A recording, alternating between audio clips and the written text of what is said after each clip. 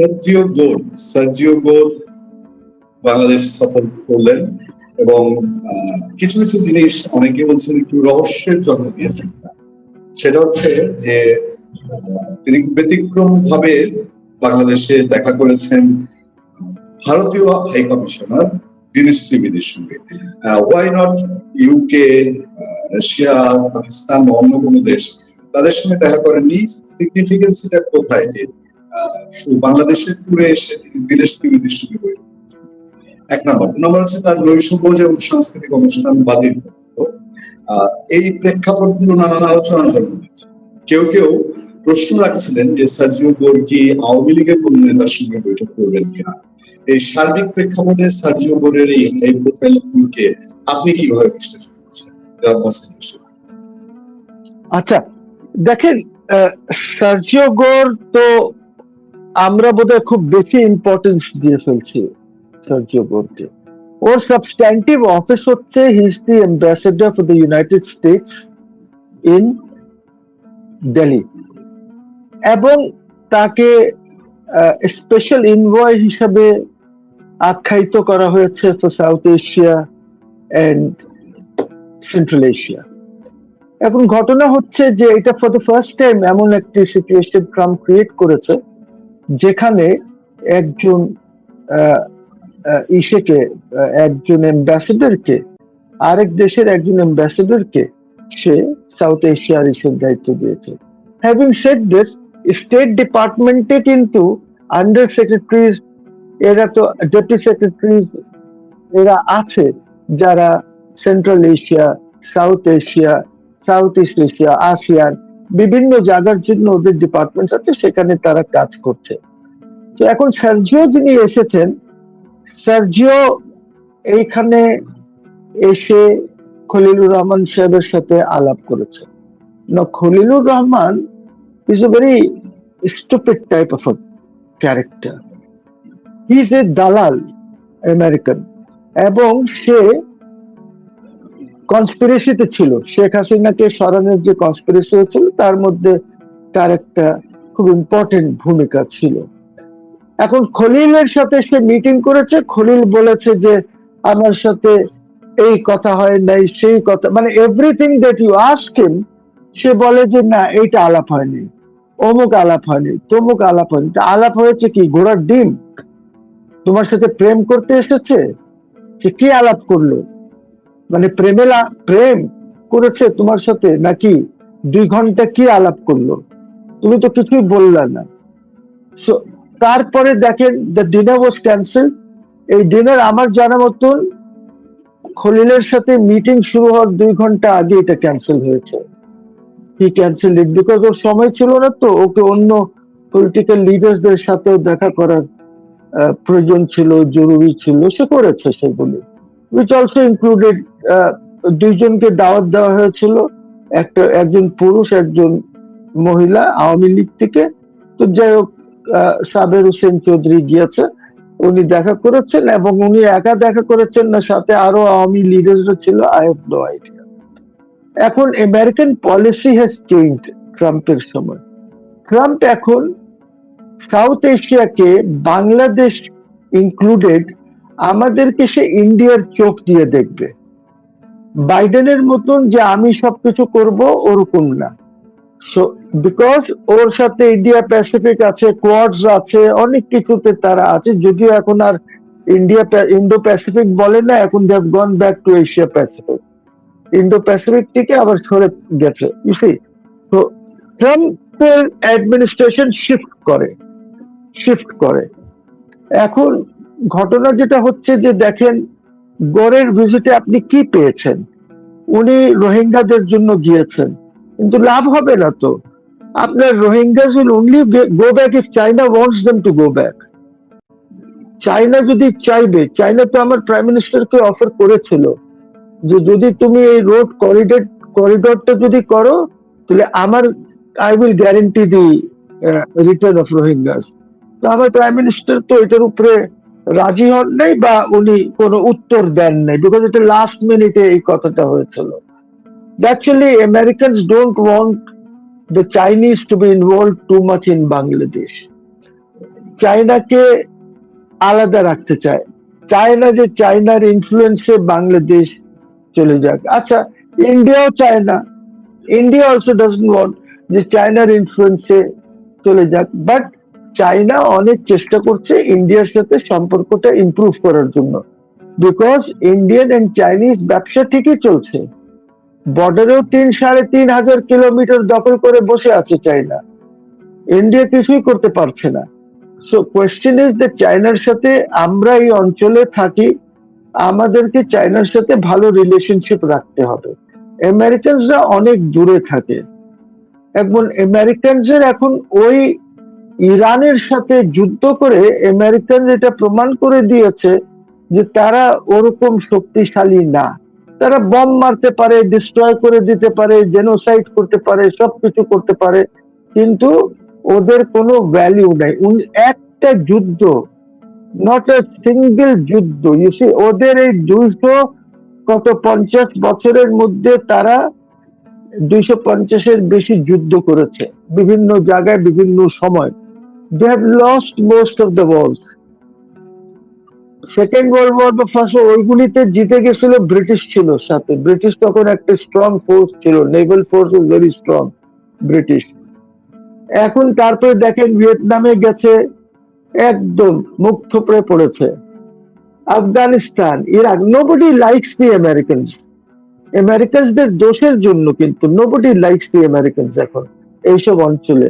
এখন নতুন লিডারশিপ, নতুন রিজিনাল অ্যালায়েন্সেস হচ্ছে, কাজে আমাদেরকে খুব কেয়ারফুল থাকতে হবে। এখন দেখেন প্রাইম মিনিস্টার সে তো সাদের চৌধুরীর সাথে কথা বলেছে, আর ওই যে খলিল বলল যে না আওয়ামী লীগ নিয়ে কোনো কথা হয়নি, না বাংলাদেশের পলিটিক্স নিয়ে হয়নি, না ইন্ডো প্যাসিফিক নিয়ে হয়নি। তো বেটা হলোটা কি? 2 ঘন্টা কি আলাপ করলা তুমি ওর সাথে? তারপরে ওইখানে দেখেন সার্জিও কোনো প্রেস কনফারেন্স করে নাই, সে চলে গেছে। আমার ইনফরমেশন হচ্ছে যে Sergio was very angry with খলিলের কথাবার্তা, এবং he almost shouted at Khalil, you see, during those discussions or whatever discussions they had. ওইখানে খলিল এর উপরে অনেক চাপ সৃষ্টি হয়েছে, অনেক চাপ সৃষ্টি করেছে সার্জিও। আর ধরেন আমার প্রাইম মিনিস্টারের সাথে সার্জিও গোর আলাপ করেছে, কি আলাপ করেছে? কোন স্ট্র্যাটেজিক আলাপ তো হয় নাই, কৌশলগত কোনো আলাপ হয় নাই, কোনো সিকিউরিটি নিয়ে আলাপ হয় নাই। প্রাইম মিনিস্টারের সাথে আলাপ হচ্ছে ব্যবসা, বাণিজ্য, ইনভেস্টমেন্ট, এইগুলি হলো আজের আলাপ। এইটা আজের আলাপ, because no businessman is going to come and invest in Bangladesh.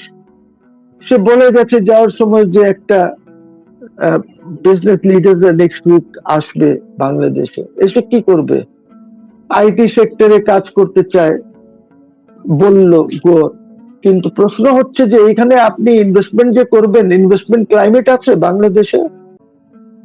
বাংলাদেশে তো কোনো ইনভেস্টমেন্ট ক্লাইমেট নাই ফরেন ইনভেস্টার্সদের জন্য, ইভেন লোকাল ইনভেস্টারদের জন্য কোনো ক্লাইমেট নাই। Cost of business is very high. আপনি কি করবেন আমাকে? আমি তো আই রিয়েলি ডোন্ট আন্ডারস্ট্যান্ড যে ইনভেস্টমেন্ট আসার কোনো স্কোপই নাই। আর ইনভেস্টমেন্ট কেন আসবে না, আমি কয়েকটা জিনিস বলি। নাম্বার 1 হচ্ছে যে আমাদের ইনফ্রাস্ট্রাকচার ডেফিসিয়েন্সি আছে, যেমন বিদ্যুৎ নাই, গ্যাস নাই, এইসব প্রবলেম আছে। এইখানে আমি একটু বলে রাখি, আমি বুঝলাম না যে বিদ্যুৎ আর গ্যাস সব গেল কোথায়। আজকে থেকে 2 বছর আগে তো শেখ হাসিনার সময় বিদ্যুতের আমি কোনো ক্রাইসিস দেখি নাই। এখন মিল কলকারখানাও তো চলতেছিল শেখ হাসিনার সময়, বন্ধ হওয়া শুরু হলো, গ্যাসের অভাব, অমুকের অভাব। গেল কই এই ইলেকট্রিসিটি, মানে পাওয়ার আর এই জেনারেশন ছিল? এই এখন গ্রাম অঞ্চলে 2 ঘন্টার বেশি, 1 ঘন্টার বেশি, 3 ঘন্টার বেশি কেউ বিদ্যুৎ পায় না। তো এই জিনিসগুলি তো ভেরি ইম্পর্টেন্ট। আপনি যদি কোনো সেট আপ করেন, আপনাকে তো বিদ্যুতের বন্দোবস্ত করতে হবে। সরি বলেন। একটা ছোট ইনপুট দেই শুধু। আপনি জানেন যে আমি ঢাকার বাইরে মফস্বল এলাকার সাথে খুব ইনভলভ, 2টা জেলার মফস্বলের সাথে আমার যোগাযোগ। আমি যে খবর পাচ্ছি বিদ্যুতের, মানে ভয়াবহ থেকে দিনে 3 ঘন্টার বেশি বিদ্যুৎ থাকে না। আমি মফস্বলের কথা বলছি, এবং গ্রামের অঞ্চলে মফস্বল শহরগুলো থেকে গ্রামের দিকে অবস্থা আরো খারাপ। কিছু সময়ের জন্য ঝিলিক আসে। আমি যে ঢাকায় আছি এখন, যেখানে অবস্থান করছি, গত 7 দিন ধরে এখানে 1 ফোঁটা গ্যাস নেই। এই হোটেল থেকে কিনে খেতে হচ্ছে, ইলেকট্রিক চুলা ব্যবহার করতে হচ্ছে, একটা বিতিকিচ্ছির একটা কাম। জি স্যার, প্লিজ। জি, তো আমি অ্যাবসলিউটলি আমি এই কথাই বলছি। আপনি ঢাকা শহরে আমার বাসায় আমি দেখি 3 বার 4 বার জেনারেটর চলে। সো আমার কথা হচ্ছে যে ইনভেস্টমেন্ট এইটা হলো আজের আলাপ। মানে প্রাইম মিনিস্টার কলন করেছে, কলন করে প্রেস ধরেছে, কিছু তো বলতে হবে যে কি কথা হয়েছে। হ্যাঁ, ইনভেস্টমেন্ট আসবে যদি আপনি ইনফ্রাস্ট্রাকচার যদি ভালো করেন। তো দ্যাট ইজ ওয়ান প্রবলেম। তো এই গ্যাস, ইলেকট্রিসিটি এইগুলি ইনফ্রাস্ট্রাকচারের পার্ট। আপনার রাস্তাঘাটের যে অবস্থা, ঢাকার মধ্যে এক জায়গা থেকে আরেক জায়গায় যাইতে লাগে 2 ঘন্টা 2.5 ঘন্টা। আপনি ঢাকা শহরের রাস্তা দেখলে যে কেউ এয়ারপোর্টে নেমেই শহরের অবস্থা দেখলে বলবে there is no law and order in the country. Rule of law নাই, ল অ্যান্ড অর্ডার নাই। আপনার ভিসা, আমরা বলি যে আমরা ব্যবসায়ীদেরকে অন অ্যারাইভেল দিচ্ছি, অন অ্যারাইভেল ভিসা নিতে লাগে 2 ঘন্টা 2.5 ঘন্টা বসে থাকতে হয়, এর আগে ভিসা পাওয়া যায় না। তো এই যে ইনভাইট করছেন আপনি, বা যে গ্রুপটা আসবে, এই গ্রুপ ফেরত চলে যাবে। They will not invest in this country because আপনার ইনভেস্টমেন্টের এনভায়রনমেন্ট নাই। চান্দাবাজি ধরেন, আপনার ঘুষ এর রাজত্ব আছে। তারপরে আপনার কি বলে, এই যে যদি ডিসপিউট হয়, ধরেন তারা এইখানে কারোর সাথে মিলে কাজ করলো, কিছু করলো, আর একটা ডিসপিউট হলো, ডিসপিউট রেজলিউশন তো 1 ডিকেড লাগবে, 10 বছর 12 বছর লাগবে। ওইটাকে রিজলভ করা খুব ডিফিকাল্ট বাংলাদেশে। হ্যাঁ, তারা যদি তাদের চুক্তিতে বলে দেয় যে আমরা ওয়াশিংটনে করব, আমরা সুইজারল্যান্ডে করব, সিঙ্গাপুরে করব, তাহলে হয়তো 1-1.5 বছরে হয়ে যাবে। কিন্তু ওইটা হওয়ার পর যদি ঢাকায় আপনাকে ওইটাকে করতে হয়, ওয়ার্ডকে এনফোর্স করতে হয়, তখন আবার ঝামেলা, অনেক সময় লাগে। These are certain things that you have to do. তারপরে এই যে আপনার প্রত্যেকটা জিনিসে যে দৌড়াদৌড়ি করতে হয়। এখন প্রাইম মিনিস্টার হয়তো বলবেন আমরা ওয়ান উইন্ডো তো আজকে না, ওয়ান উইন্ডো তো শেখ হাসিনার সময় ছিল। ওয়ান উইন্ডোতে খুব বেশি লাভ হয়? লাভ তো হয় না। আজকে এইটা নাই, কালকে সেটা নাই, ওয়েট করেন আমরা আনতেছি। তো এইসব ভাওতাবাজি করলে আরো ইনভেস্টমেন্ট চলে যাবে। তারপরে লোকাল ইনভেস্টমেন্টও আপনি করতে পারছেন না, আপনার ব্যাংকস গুলির কাছে টাকা নাই। এখন ধরেন বিদেশি কোম্পানি আসলে তারা তাদের ব্যাংক থেকে টাকা নিয়ে এখানে চলে আসবে। যদি ওদের ওয়ার্কিং ক্যাপিটাল লাগে বা আরো কোনো টাকা লোন নিতে হয়, ওরা পেয়ে যাবে। আপনার লোকাল বিজনেসম্যানটা ইনভেস্ট করতে পারছে না। একদিকে ইনভেস্টমেন্ট করার এনভায়রনমেন্ট নাই, দ্বিতীয় দিকে আপনার cost of businesses, setting up a business is very high. তো এই যে সব ইউনুসের চামচাদেরকে নিয়ে এই যে বিডার চেয়ারম্যান করেছে ইউনুস, ওকে নিয়ে সে কাজ করছে। ওই তো ইংলিশ ফুটফাট করে বললে এরা মনে করে যে সাংঘাতিক এডুকেটেড, সাংঘাতিক ব্যাপার, বুঝছেন? কিন্তু বুঝতে হবে দ্যাট আপনার খলিলুর রহমানও ফার্স্ট হয়েছে না সেকেন্ড হয়েছে, হোয়াট এভার না, খুব ভালো ব্রাইট স্টুডেন্ট হলে যে কারেন্ট জিও পলিটিক্যাল সিচুয়েশনটা বুঝতে সে অক্ষম, he cannot understand. So we are in যেটাকে বলে deep trouble. Bangladesh is in deep trouble. Banks গুলোর কাছে আপনার টাকা নাই, আপনার ল অ্যান্ড অর্ডার দেখেন, আপনি যে আমাদের ট্রান্সপারেন্সি ইস্যুর দেখেন রিপোর্ট, কত লোক মারা গেছে, আর বাকি সবাই বলছে যে এর চেয়ে ভালো ল অ্যান্ড অর্ডার বাংলাদেশে নাকি কোনো সময় ছিল না। I think the law and order was much better during Sheikh Hasina's period, much better. Of course, খুনটুন তো হতোই, কিন্তু much better ছিল। এই পরিস্থিতি ছিল না সব দিক থেকে। জনগণ আজকে বেগুনের দাম জানেন, বেগুনের মতন 130 টাকা, 140 টাকা, 150 টাকা। আম বিক্রি হচ্ছে কোন রেটে জানেন? আমাদের নিজের আম 200 না 300, 350, আমার পালি যেহেতু চলে যাচ্ছে এখন এই রেট। সবজির একটু কম আছে। মানুষ কাঁচামরিচ 400 টাকা, জি 400, কাঁচামরিচ 400 টাকা কেজি। জি জি, আমেরপালি কারণ কারণ বাজারে 400 টাকা করে বেচতেছে।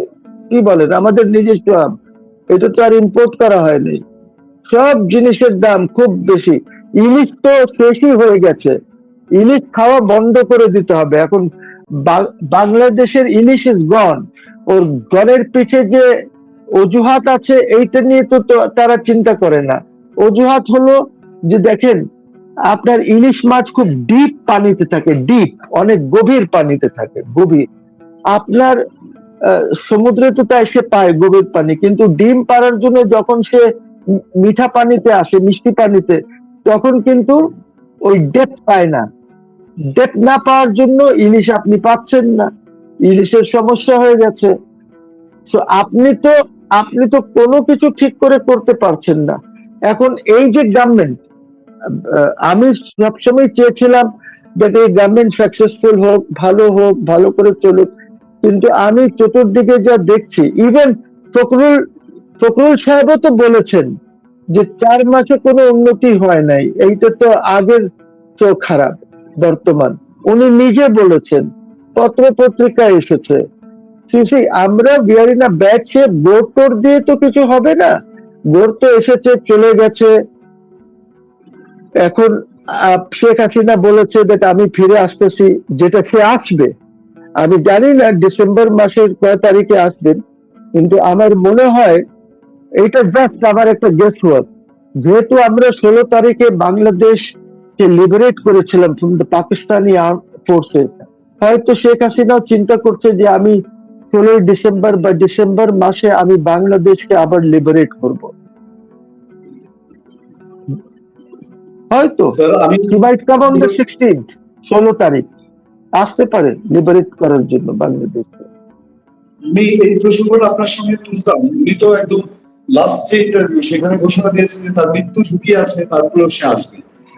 আজকে দেখলাম মুক্তিযুদ্ধ প্রতিমন্ত্রী, আপনাকে আমি লিঙ্কটা পাঠিয়েছি, ইশাক হোসেন, তিনি বললেন যে শেখ হাসিনার এই ফিরে আসার ঘোষণাটা এটা একটা রাজনৈতিক ভাওতাবাজি। আপনার কি মনে হয়? আরে না, রাজনীতি ভাওতাবাজি, she will come। আপনার বাংলাদেশে তো সবকিছু এইভাবেই করে। ধরেন আমি নিজে টেক্সট পড়লাম এই যে পার্লামেন্টে, ইন্ডিয়ান পার্লামেন্টে যে কমিটির যে মিটিং হয়েছে 2 দিন আগে বা কালকে পরশু যখনই হয়েছে, এই কমিটির মিটিং এ কিন্তু বলে নাই যে আমরা শেখ হাসিনাকে কোনো পলিটিক্যাল অ্যাক্টিভিটি করতে দিচ্ছি না বাংলাদেশে। No, they did not use the word Bangladesh. ওইখানে শব্দ ব্যবহার করেছে another country. Sheikh Hasina is not doing politics in another country. Sheikh Hasina is doing politics in Bangladesh. Bangladesh is her own country. It's her country. Another country তো না। ওরা যে word use করেছে another country, তো another country তে Sheikh Hasina politics করতে যাবে কেন? another countryর ব্যাপারে সে কোনো কথা বলবে কেন? সেটা তো বলবে না। ওরা কায়দা করে লিখেছে another country, because ইন্ডিয়া হলো হোস্ট কান্ট্রি আর শেখ হাসিনার নিজের দেশ হলো বাংলাদেশ। তারা এনাদার কান্ট্রি বলেছে, বাংলাদেশ বলতে পারতো। তা তো বলে নাই যে আমার মাটির থেকে বাংলাদেশে রাজনীতি করতে পারবেন না, তা বলে নাই। বলেছে এনাদার কান্ট্রি। তো শেখ হাসিনার তো এনাদার কান্ট্রি না, শেখ হাসিনার তো country is Bangladesh. She is a Bengali, she is a de facto prime minister of this country. সে প্রাইম মিনিস্টার হিসাবে গেছে, হয়তো প্রাইম মিনিস্টার হিসাবে ঢুকবে দেশে, আই ডোন্ট নো। বাট প্রশ্ন হচ্ছে যে এই এই যে মিসকোট করে, this sends wrong information to the people, you see, which is not true। আজকে দেখলাম আমার দেশে হেডলাইন হলো যে India will not allow her to do politics in Bangladesh. মানে এখন ইন্ডিয়ার সয়েলে বসে করতে দেবেন? No, India has not said that. India has said that she will not do politics in another country. মানে পাকিস্তানের বিরুদ্ধে সে কিছু বলবে না এখান থেকে, নেপালের বিরুদ্ধে কিছু বলবে না, অন্য চায়নার বিরুদ্ধে সে কিছু বলবে না ওইখানে বসে, আরেকটা দেশের বিরুদ্ধে সে কোনো কথা বলবে না ইন্ডিয়াতে বসে। বাট বাংলাদেশ তো তার দেশ, সে তো প্রাইম মিনিস্টার হিসাবে গেছে এখান থেকে, প্রাইম মিনিস্টার হিসাবে আছে। she's a de facto prime minister and I think she can claim prime ministership. যদিও ইলেকশন হয়ে গেছে, ডিজোরে প্রাইম মিনিস্টার আমাদের একজন আছেন who has been recognized by some countries. তো দেখতে হবে, জিনিস জটিল, খুব জটিল জিনিস। আর সে আসবে, যদি কেউ মনে করে যে শেখ হাসিনা আসবে না, দে আর রং, দে আর অ্যাবসলিউটলি রং। তারা ফুলস প্যারাডাইসে থাকে।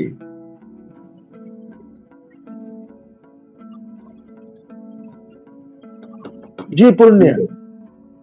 জি স্যার, আমি আর দুইটা টপিকে আপনার আলোচনা শেষ করতে চাই। দুইটা টপিকে আপনার মতামত চাই। একটা আরেকটা চ্যানেলে একটা শোতে বলেছেন যে এনসিপি কে এখনই আইন করে থামানো উচিত, এটা আপনি কেন বলেছেন জানতে চাই।